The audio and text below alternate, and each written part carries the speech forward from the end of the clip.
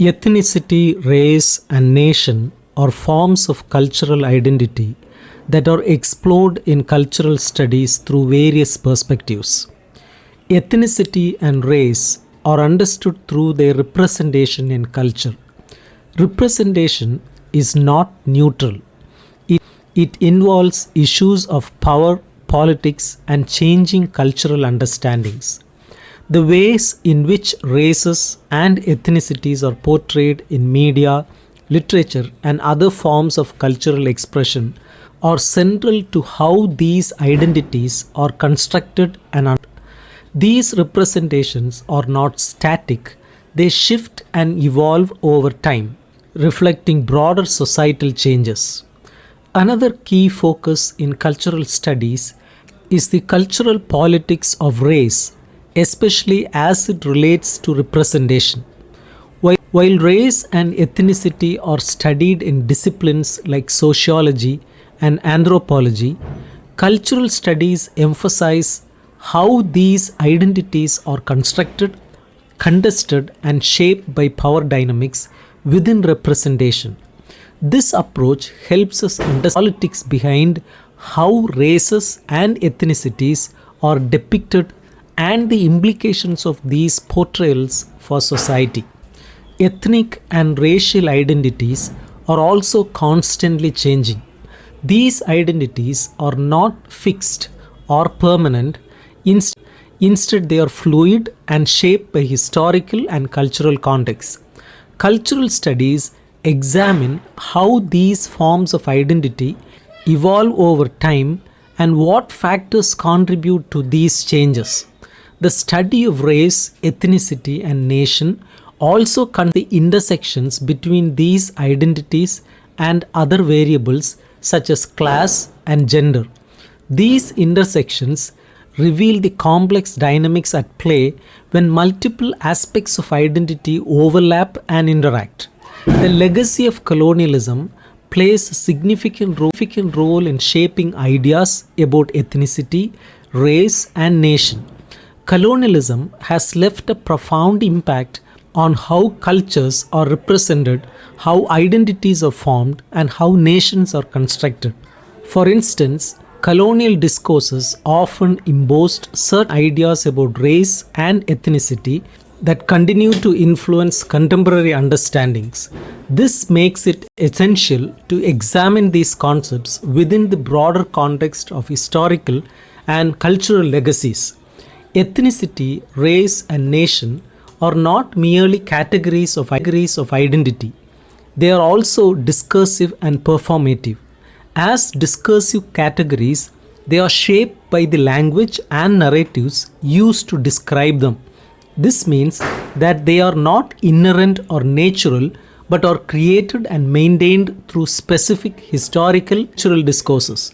These identities are also performative, meaning they are enacted through cultural symbols, practices, and rituals. For example, symbols like flags, myths, and shared cultural practices play a role in expressing and reinforcing a sense of belonging to a particular ethnic group or nation. This performative nature highlights the emotional and symbolic significance of these identities.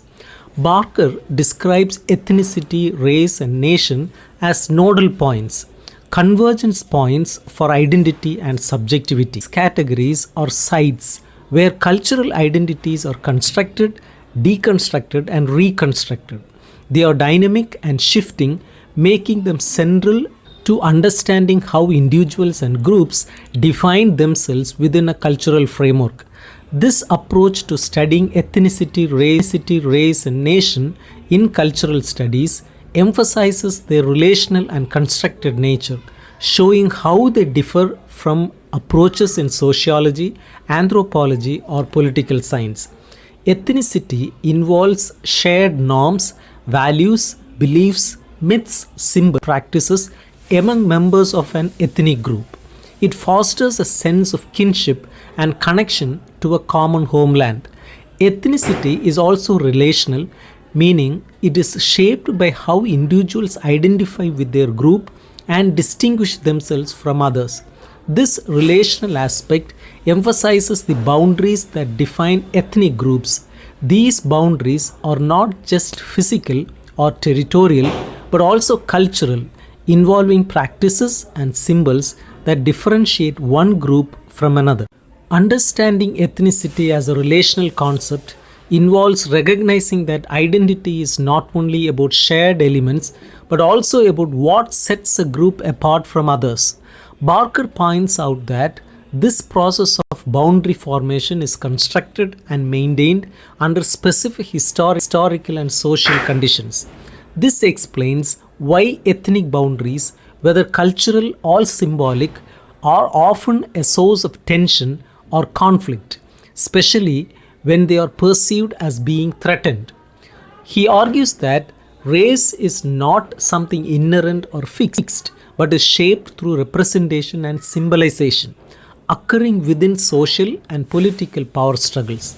This represents a shift from their earlier biological discourse about race to a cultural studies perspective which emphasizes the role of representation in considering race.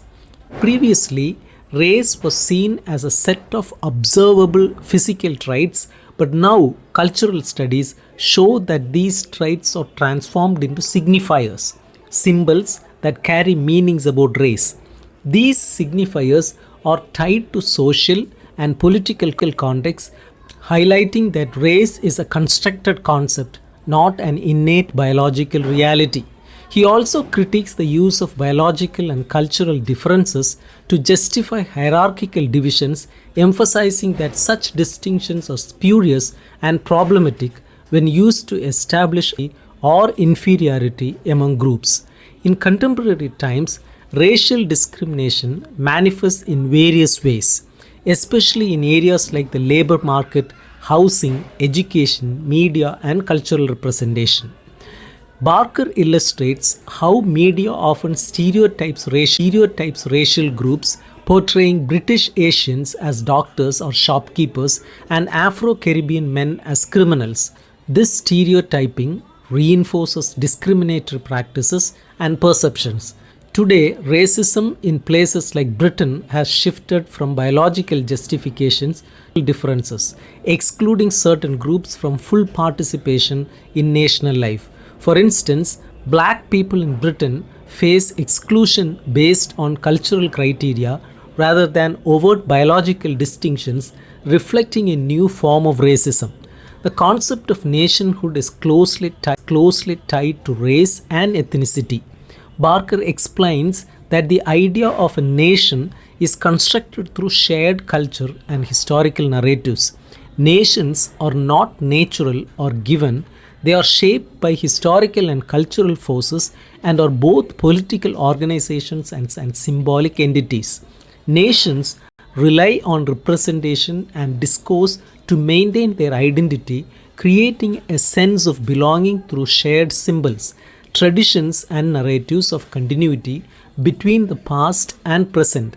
These cultural forms, such as national flags and other symbols, help construct an imagined community where members feel connected despite not knowing most of their fellow citizens.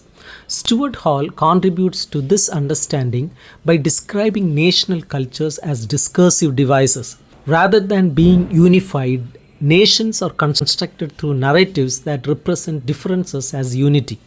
This process involves cultural power, which binds diverse individuals into a collective identity. Similarly, Benedict Anderson's concept of imagined communities highlights how nations are formed through shared symbols, rituals.